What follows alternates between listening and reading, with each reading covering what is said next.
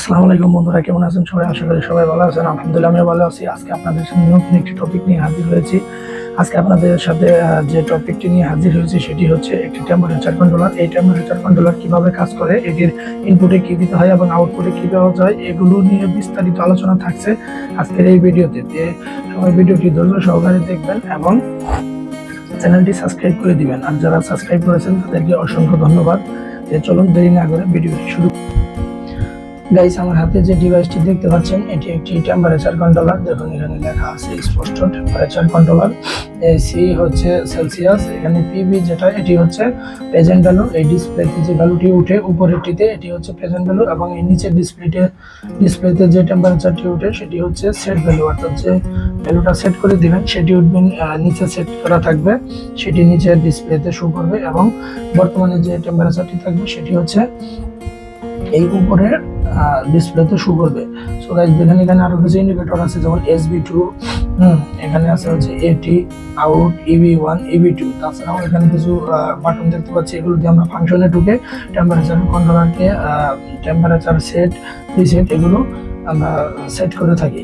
তাছাড়াও বিভিন্ন ফাংশনে গিয়ে বিভিন্ন ফাংশন কিন্তু আমরা ওকে এবং NO NC করে বিভিন্ন ধরনের কাজ করার জন্য বিভিন্ন ফাংশনে ঢুকে বিভিন্ন কাজ করে থাকি। গাইস দেখুন এখানে এই টেম্পারেচার কন্ট্রোলারটির চিত্র দেওয়া আছে, এখানে কিন্তু ডায়াগ্রাম দেওয়া আছে। দেখুন এখানে 9 নম্বর ও 10 নম্বরের সোর্স, অর্থাৎ এই কন্ট্রোলারে পাওয়ার দেওয়ার জন্য 9 নম্বর ও 10 নম্বর সোর্সটি টার্মিনালটি সোর্স হিসেবে ইউজ করা হয়েছে। তাছাড়াও তার উপরে 11 ও 12 নম্বর যে টার্মিনাল দুটি আছে এটি হচ্ছে RS 485 কেবলের জন্য। তার উপরে দেখুন 13, 14 ও 15 এটি হচ্ছে মেইন আউট, অর্থাৎ 250 ভোল্টের 3 অ্যাম্পিয়ার রেজিস্টিভ লোড এটি বহন করতে পারবে। এখানে 14 নম্বরটি হচ্ছে কমন, 15 নম্বর হচ্ছে NC ও 13 নম্বর হচ্ছে NO। তারপরে এখানে দেখুন দুটি 16 ও 17 এই দুটি ঘর ফাঁকা আছে, এই দুটি হচ্ছে সেই দুটি ঘর, এই দুটি ঘর ফাঁকা।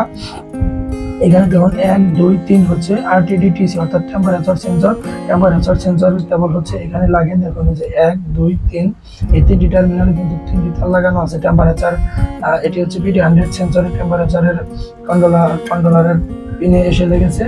আর এই যে PD100 সেন্সর, এটি হচ্ছে PD100 সেন্সর। দেখুন আমি আপনাদেরকে একটু ভালো করে দেখাচ্ছি, এটি PD100 সেন্সর। এটি থেকে তিনটি তার এসে এই কন্ট্রোলারে 1, 2 ও 3 নম্বর পিনে লেগেছে। তারপরে দেখুন এখানে আরো আছে হচ্ছে 4 ও 5, এগুলো হচ্ছে 5 ভোল্ট DC 250 মাইক্রোঅ্যাম্পিয়ার। খুবই ক্ষুদ্র কন্ট্রোলিং করার জন্য এই 4 ও 5 নাম্বার পিন ইউজ করা হয়। এবং তারপরে দেখুন 6, 7 ও 8, অর্থাৎ এখানে 7 নাম্বার কমন, 8 ও 6 হচ্ছে NO। এটা হচ্ছে EB1 আউট, অর্থাৎ 250 ভোল্ট AC 1 অ্যাম্পিয়ার। এই যে দেখুন এখানে EB1 আউট বলতে এই যে এখানে EB1 লেখাটা আছে, এই সিগন্যালটা জ্বলবে, এটা হচ্ছে এটার কারণে এখানে 7, 8, 6, 7, 8 এর কারণে এখানে দেখেন 6, 7, 8 এই তিনটা টার্মিনাল।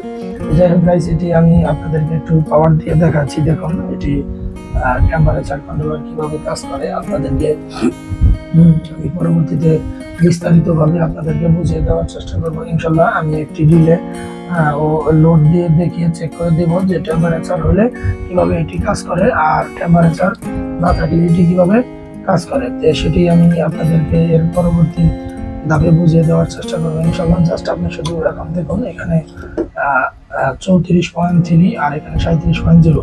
আমি লাইটটা একটু অফ করে দিচ্ছি। দেখুন এই যে এখানে 34.3 এবং 37.0। এই যে 34.3 এটা কিন্তু PB অর্থাৎ প্রেজেন্ট বর্তমান ভ্যালু, এটা বর্তমান টেম্পারেচার এটা। অর্থাৎ আমার রুমের ওয়েদারটা হচ্ছে টেম্পারেচারটা হচ্ছে 34.3 আর সেট করা আছে হচ্ছে 37.0। তো এখানে বিভিন্ন বাটনগুলো চেপে আমি এই সেট রিসেট করে দিতে পারবো। যাই হোক, টেম্পারেচার কন্ট্রোলারটি এই PD100 সেন্সরের মাধ্যমে মূলত চলে, সেন্স করে। টেম্পারেচার শব্দটি উল্লেখ করলেই মনে করবেন সেখানে PD100 সেন্সর আছে। সো গাইস, PD100 সেন্সরই একমাত্র টেম্পারেচারকে সেন্স করে। তো এই PD100 সেন্সরটি যদি আমি হাত দিয়ে এইভাবে ধরে রাখি, দেখবেন আস্তে আস্তে আমার হাতের গরমে টেম্পারেচার দেখুন বেড়ে যাচ্ছে। এই দেখুন এখানে কিন্তু 35 ডিগ্রি সেলসিয়াস হয়ে যাচ্ছে, অর্থাৎ আমার হাতটা গরম, সে কি পরিমাণ গরম আছে সেটাই কিন্তু এখানে শো করতেছে। তো গাইস, এটা যদি আমি আবার ছেড়ে দিই তাহলে কিন্তু আস্তে আস্তে রুমের ওয়েদার যেটা সেটাই কিন্তু চলে আসবে। এই দেখুন এটি এক সময় এই যে পর্যন্ত আমার হাতের গরম 34.7 ছিল, এখন এটা আস্তে আস্তে ডাউন হয়ে যাবে।